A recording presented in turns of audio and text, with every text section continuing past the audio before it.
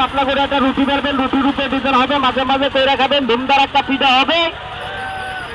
পিঠার ঘরের পিঠা যারা পারে তারা করে, পারে না কত মানুষ আফসোস করে। আগো বাড়ির বাবুরা খালি মানুষের বাড়ি বাড়ি লইয়া বের পারে, কয় পাশের বাড়ি পিঠা বানাইছে, 3 বার গেছি দেয় নাই, আরেকবার জামে দিলে দেবে, না দিলে না দেবে, আমার এত পিঠা খাওয়ার লোভ নাই।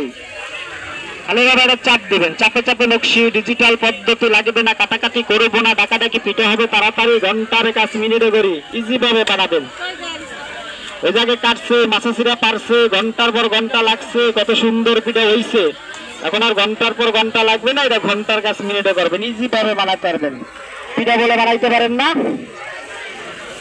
চাপে চাপে নকশি হবে, খালি বলে খাইতে পারেন, বানাইতে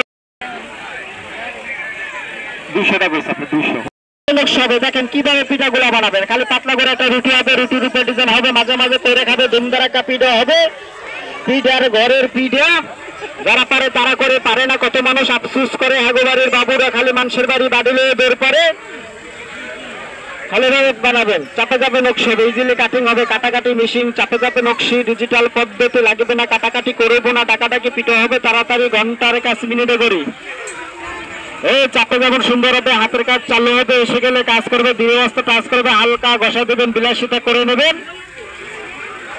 এভাবে খালি চাপ দেবেন, টিপ দেবেন, টান দিয়ে খুলে নেবেন, সুন্দর একটা নকশি হবে, গরম তেলে নরম হবে, পিঠাগুলো ফুলে যাবে, যে কোনো পিঠা বানাতে পারবেন ইজিলি ভাবে। আঁকা বাঁকা রুটি হবে, খালি ভাবে আঁকা বাঁকা রুটি হবে, রুটির উপরে